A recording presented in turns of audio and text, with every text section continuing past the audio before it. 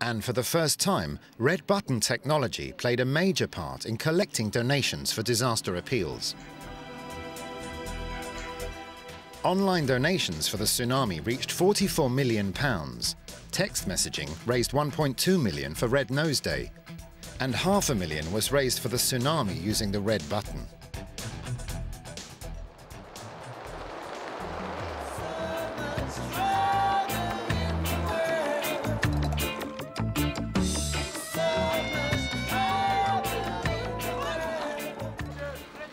This was the year in which we gave our time and money as never before.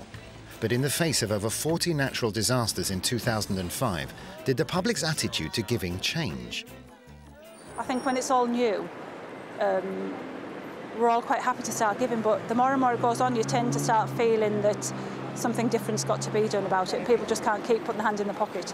You sometimes feel that you're wasting your time. Year in, year out, the same pictures come in front of you on the television screen, and you think, well, what happened to the money from last year? What happened from the money raised from Live Aid or Poverty Aid or whatever it was? Where did it go? Why are there still children starving? Why are there no wells for water? Why is there no medicine? Where's the aid medicine? Where's the money? Who's got the money? Where is the money? And then you think to yourself, is it worth it? Am I wasting my time? And then you think, well, you have to give just in case. In October we had the earthquake in Pakistan, another natural disaster, and I think we were all sitting there waiting to see what the response would be, and again it was phenomenal. Obviously it was not going to be on the same scale as tsunami, because I do really sincerely believe that's probably is going to be the biggest natural disaster in our generation. But again, the public's response has been incredible. The DEC Asian Earthquake Appeal was the third most successful in its history, raising over £30 million. £26 million was raised for the Niger Famine Appeal. I think when people say, is there a fatigue, the British public not trusting charities, you have to sort of throw back at them, well, look at this. They are trusting charities, they are trusting agencies to represent them in these types of emergencies. The rapid succession of high media tragedies and disasters from around the world, I think, reminded people that if the goal is to rid the world of misery, then it's a big, big goal and individual givers can't do it. And so I think that to some extent it's threatening to try and help somebody, because once you take that first step, it's difficult to know when to stop. And if you've donated to the tsunami, then people are going to say to you potentially, or you're going to say to yourself in your head, well, why not Katrina? Why not Rita? Why not the Pakistani earthquake? And then the fear is that it just goes on and on and on, and there's no way of stopping.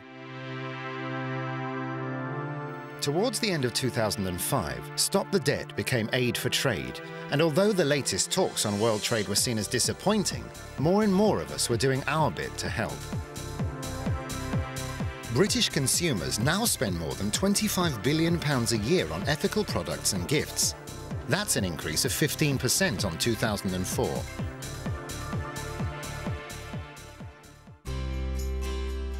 Milton Keynes couple Kate and Kenny Beaton decided on an ethical wedding list when they married earlier this year.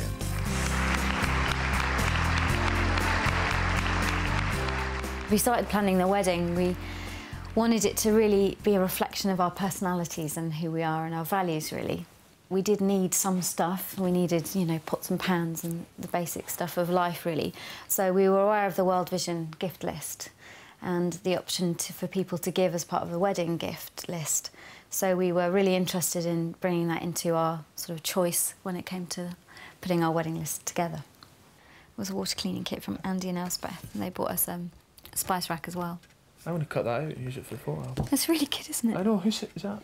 It was Rosie, wasn't it? From Rosie. That's chickens.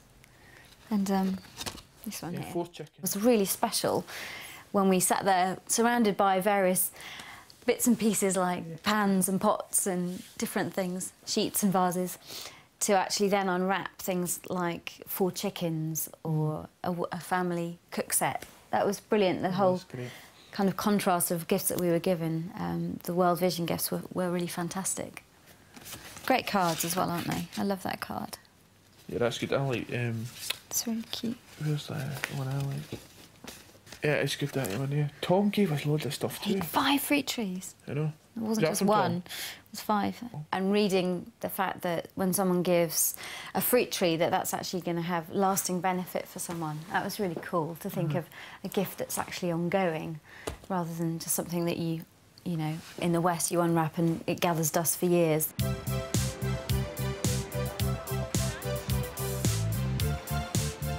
Around £30 million a year is wasted on unwanted Christmas presents. Organisations like Oxfam and World Vision are among the charities leading the way in promoting ethical gifts. Increasingly, British consumers are choosing a kinder form of giving.